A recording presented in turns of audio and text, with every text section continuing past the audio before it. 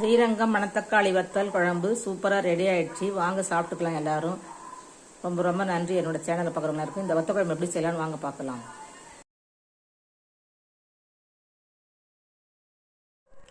Hello friends, welcome to அரிசி சமையல். இன்றைக்கி நம்ம வீடியோவில் ஒரு ஸ்ரீரங்கம் வத்த குழம்பு வச்சுக்கலாம். மணத்தக்காளி வத்தல் ஒரு 50 கிராம் வச்சுருக்கேன். மிளகாத்தூள் ஒரு 50 கிராம் எடுத்துக்கோங்க. நான் கொஞ்சம் குறைச்சிருக்கேன், ஒரு ஸ்பூனுக்கு, அதாவது 40 கிராமுக்கு உள்ளே இருக்கும். தேங்காய் வந்து துருவினதோ இல்லை சில்லோ இருந்தாலும் அரை முடியில் பாதி, மிளகு ஒரு அரை ஸ்பூன், ஜீரகம் ஒரு அரை ஸ்பூன், கடுகு தாளிக்க, கடுகு சீரகம் வெந்தயம், கடலைப்பருப்பு ஒரு ஸ்பூன் வச்சுருக்கேன். இந்த கடலைப்பருப்பு, இந்த மிளகு சீரகம், இந்த தேங்காய் இதை நம்ம முதல்ல ட்ரை ரோஸ்ட் பண்ணிக்கலாம். அதுக்கப்புறம் வந்து சின்ன வெங்காயம் 100 கிராம் வச்சுருக்கேன். புளி 50 கிராம் ஊற வச்சுருக்கேன். பூண்டு ஒரு 50 கிராம் உரிச்சு வச்சுருக்கேன். இவ்வளோதான் ஃப்ரெண்ட்ஸ். இதுக்கு உப்பு, பெருங்காயம். ஃப்ரெண்ட்ஸ், கடலைப்பருப்பு போட்டிருக்கேன். இப்போ இந்த மிளகு சீரகம் வெந்தயம் இப்போ நம்ம வறுத்துக்கலாம். ட்ரை ரோஸ்ட் பண்ணி வறுத்து இதை எடுத்துட்ட பிறகு தேங்காயும் எண்ணெய் இல்லாமல் தான் வறுக்கணும். தேங்காய் வந்து நம்ம வத்த குழம்புக்கு வைக்க மாட்டோம், ஆனால் இந்த குழம்பு ஸ்பெஷல் குழம்பு. நல்லா ப்ரௌனாக வறுத்துடணும்.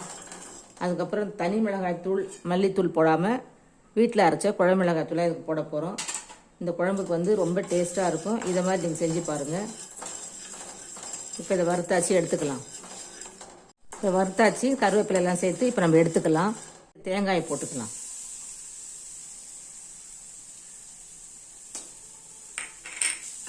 தேங்காய் நல்லா தண்ணி இல்லாமல் நல்லா ப்ரௌனாக வறுத்துக்கலாம். அப்போ தான் இந்த வத்த குழம்புக்கு டேஸ்ட்டாக இருக்கும். 2 நாளைக்கு வெளியே வச்சுருந்தா கூட இந்த குழம்பு கிடாது. இப்போ தேங்காய் நல்லா ப்ரௌனாக வறுத்தாச்சு, எடுத்துக்கலாம். இந்த புளித்தண்ணி நல்லா நான் கரைச்சி வச்சுருக்கேன். அதில் வந்து இந்த மிளகாத்தூள் நான் வந்து ஒரு 5 ஸ்பூன், இது 40 கிராம், இது நீங்கள் 50 கிராம் போட்டுக்கோங்க. இதை கரைச்சி மஞ்சத்தூள் உப்பெல்லாம் இதிலே போட்டுக்கலாம். ஃப்ரெண்ட்ஸ், ஒரு வானல் வச்சுருக்கேன். இப்போ நம்ம ஒரு 50 நல்லெண்ணெய் ஊற்றிக்கலாம்.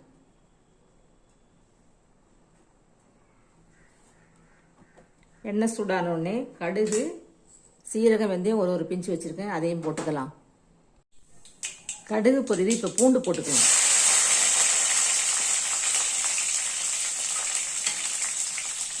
ஃப்ரெண்ட்ஸ், பூண்டு வதங்கிடுச்சு. இப்போ வந்து 100 கிராம் சின்ன வெங்காயம், கருவேப்பிலை,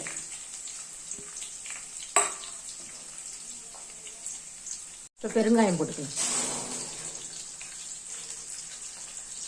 ஃப்ரெண்ட்ஸ், வறுத்து வச்ச மசாலாவை இப்போ நம்ம மிக்சியில் அரைச்சிருக்கோம். இதில் ஒரு 2 ஸ்பூன் மட்டும் மேலே தூவுறது எடுத்து வச்சுருக்கேன்.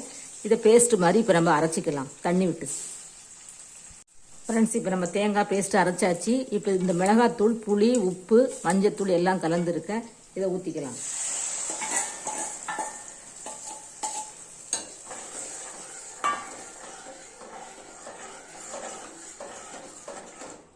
சிம்மில் தான் வச்சுருக்கேன். தேங்காய் பேஸ்ட் இதில் ஊற்றிக்கலாம்.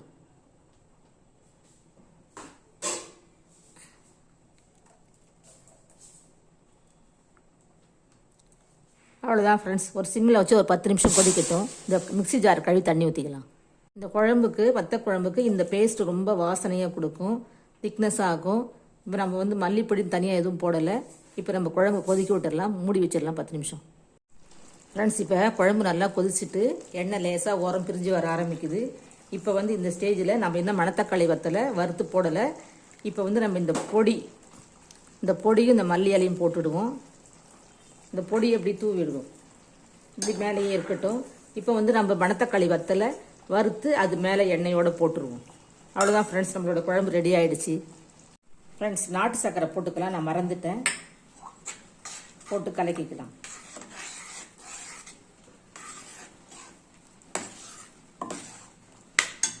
இப்போ நம்ம மணத்தக்காளி வத்தலுக்கு நான் வானல் வச்சுருக்கேன். இப்போ எண்ணெய் விட்டுக்கலாம்.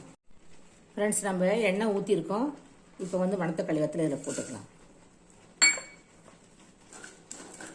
இது நல்லா பொரிஞ்ச உடனே நம்ம அந்த குழம்புல எடுத்து கொட்டிடுவோம். அவ்வளோதான், நம்மளோட மணத்தக்காளி வத்த குழம்பு ரெடி. இது ஸ்ரீரங்கம் ஸ்டைலில் பண்ணுற மணத்தக்காளி வத்தல் குழம்பு. நீங்களும் இது மாதிரி செஞ்சு பாருங்கள். மணத்தக்காளி வத்தல் வந்து வயிற்றில் புழு பூச்சி இருக்கிறது, பசி எடுக்கிறது, இதெல்லாம் நமக்கு ரொம்ப நல்லது. குழந்தைங்களுக்கும் கொடுக்கலாம். குழந்தைங்க சாப்பிடலன்னா குழம்பு மட்டும் கொடுங்க. என்னோட சேனலை பார்க்குறவங்க எல்லாருக்கும் ரொம்ப ரொம்ப நன்றி, வணக்கம்.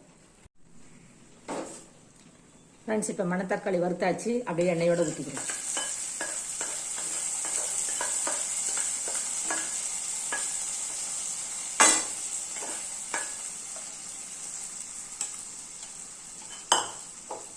அவ்வளோதான் ஃப்ரெண்ட்ஸ் நம்மளோட குழம்பு.